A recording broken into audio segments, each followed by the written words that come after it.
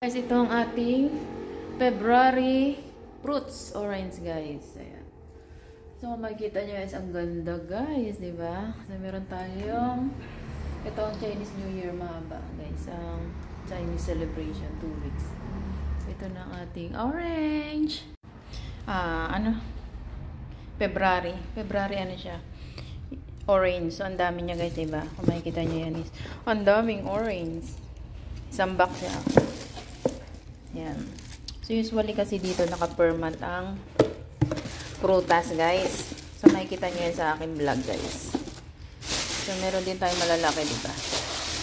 Ayan ang ating February fruits now. Ayan pa, guys, oh. Yung dami, ano. Kung ibang klase ito is matigas yung balat niya, parang dikit siya. Ito naman yung balat niya is hiwalay talaga siya pag binilatan mo, guys. So, ito ang ating February fruits. Orange. I give you dirty,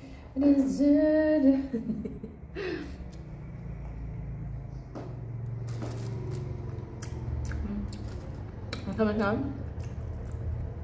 Ang tamis niya. Grabe, ang tamis niya, guys.